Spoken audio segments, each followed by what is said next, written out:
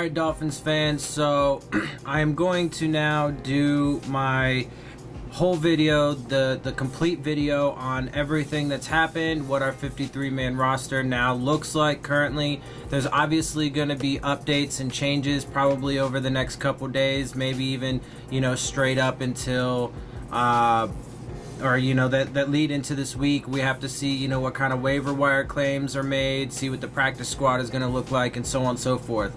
But getting into it, the first thing I want to do is I want to recap everybody who's been cut. I already gave you most everything. There's some names in my previous videos not in those videos. So let me give you a full recap, a full picture of everybody who the Dolphins released and so on and so forth. So for defensive backs, they released Tony Lippett, Tavez Calhoun, Jonathan Alston, Jalen Davis, Trey Elston. And then they also obviously traded Jordan Lucas to the Kansas City Chiefs for a 7th round pick. They've also gotten rid of offensive linemen Isaac Asiata, Connor Hilland, Eric Smith, Rubens Joseph, David Steinmetz, and Mike Matthews. Running backs Buddy Howell, Jeremy Langford, and Brandon Radcliffe. Receivers Leonte Carew, Malcolm Lewis, Rashawn Scott, who is waived injured, Isaiah Ford, Drew Morgan, Francis Owusu. Linebackers Quentin Poling, Kason Collins, Terrence Garvin, and Frank Ginda. Defensive linemen Cameron Malveaux, Kendall Langford, Anthony Moten, Jonathan Woodard, Jemias Pittman, Claudie Mathau, and Quincy Redmond. Tight ends Thomas Duarte and Gavin Escobar. Long snapper Lucas Gravel. Quarterback Bryce Petty, and kicker Greg Joseph. Okay, and then so as far as the current 53-man roster, this is how the roster shakes out at this particular moment. So we'll go through it, and I'll tell you what I think. The surprises, there were obviously some surprises in the cuts. I mean, Tony Lippett got cut, as I mentioned. Jordan Lucas got traded. I thought both those guys probably had potential to stay, but honestly it just goes to show you though how good a lot of our depth is in a lot of these positions. The secondary was definitely one of those areas where we thought we had a lot of bodies. So I mean, the coaching staff, they had a lot of hard choices to make, and they made them. So here's where we're at. So for quarterback, as you guys should know by now, we are sticking to 3 quarterbacks on the roster. We have obviously Ryan Tannehill. No surprise, he is going to be our starter without question. He'll be the starter the entire year. I'm confident he's going to stay healthy. The backups don't really matter, in my opinion. I don't see him having any problems. The offensive line should be far improved over the past few years. Keeping him, should keep him clean, so on and so forth. Brock Osweiler and David Fales both made the roster. So, as we know, they were having a difficult time figuring out who was going to, make it, who was going to end up being that second spot, that backup quarterback. And they even talked about possibly having 3 on the roster. I personally wanted them to only keep 2, and then have that other spot open for another player at another position. But obviously they do what they feel is necessary, and obviously too, we could always end up waiving one of them and picking up someone else later on. And two, of course, they want to keep that competition between them, and they want to make sure also, I imagine that they have plenty of guys just in case that know the offense, that can run it well, that have been, David Fales has been with this organization for a couple years. Brock Osweiler hasn't been with the organization, but he has been with Gase for a couple years. So there is that familiarity there and stuff as well. So go ahead, moving into the running backs. We have kept 4, which is not really a surprise to me. In that regard, I figured these guys would probably stick around. We have Kenyon Drake, obviously, who's going to be our starter, the primary guy. Frank Gore, he's going to come in. You know, he's going to have significant carries this season. He's going to spell Drake and stuff like that, give him rest. You know, and then obviously we kept Kalen Ballage, you know, our rookie running back from this year, and Sonoris Perry. Both of them have shown some really good things, versatility, you know, and capability, being able to catch out of the backfield, being able to, you know, make nice runs, do blocking assignments well, you know, stuff like that. So, and also too, because we only kept 5 receivers, but obviously we know that the running backs and the tight ends are going to be a big part of the passing offense. You know, all of our running backs can catch the ball out of the backfield. You know, Drake for sure. You know, Ballage, couple of them can be lined up on the outside or in the slot. So that, you know, that I would say probably had something to do with it, why we kept, you know, only 5 receivers as opposed to maybe 6, and then, you know, why we kept 4 running backs as opposed to maybe 3. But that's not really a huge surprise. As far as the wide receivers go, it's going to be Kenny Stills, Devontae Parker, Danny Amendola, Albert Wilson, and Jakeem Grant.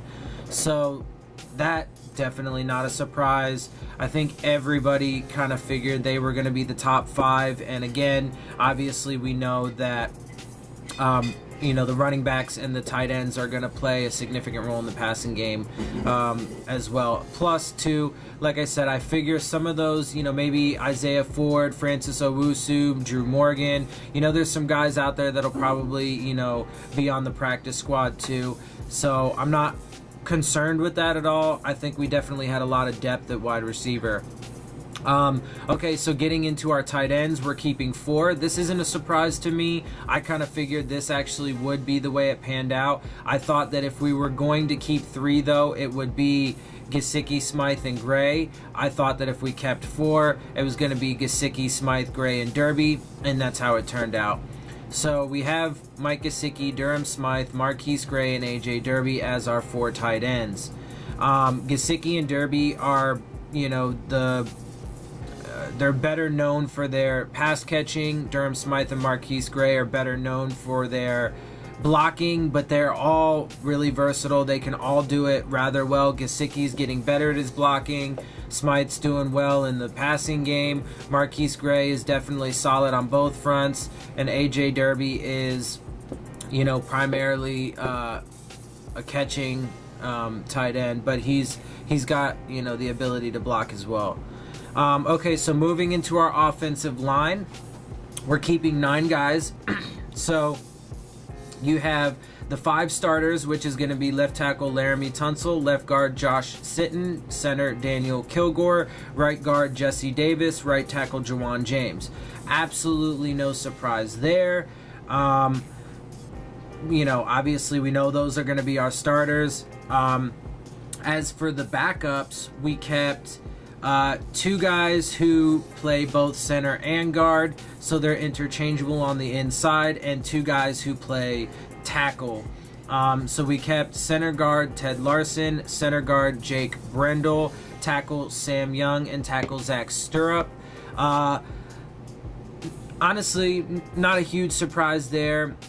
We kind of figured, or I kind of figured Ted Larson would be around. He, you know, we used him a lot last year. He's definitely got versatility. He's not, you know, bad. He can handle his own. You know, so I'm not surprised he's around. Jake Brendel, I do like how the 4 offensive linemen they kept. You know, they kept 2 inside guys, 2 outside guys. Jake Brendel's been solid. Sam Young, they've both been solid for us in their spot duty and whenever they've had to come in, whenever they, you know, may have had to start or what have you.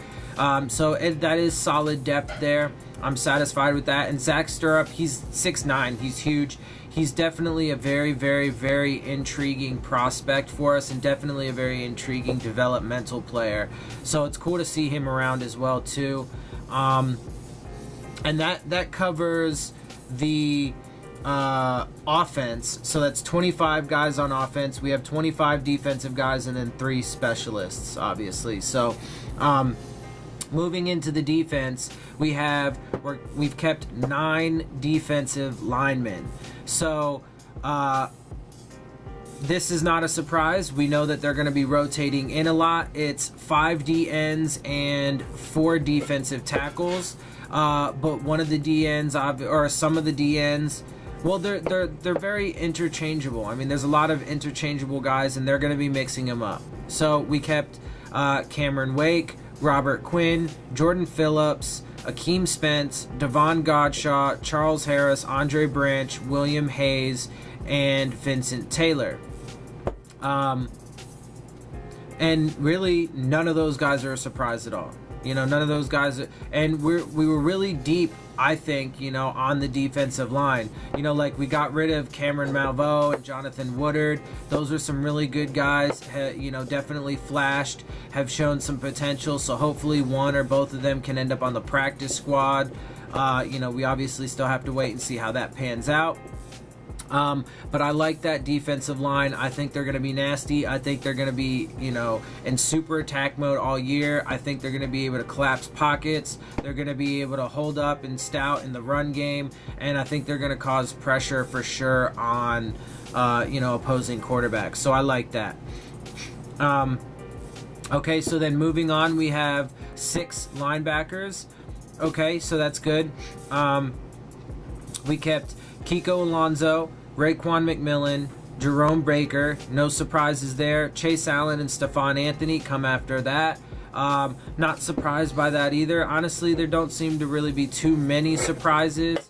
The biggest surprise for me came in the secondary, I would guess. And then we also have Mike Hull, but he should be going on injured reserve, although short-term IR from my understanding, so he should be back about halfway through the season. And I like that group of linebackers. I think Kiko, McMillan, and Baker are going to be a solid starting trio.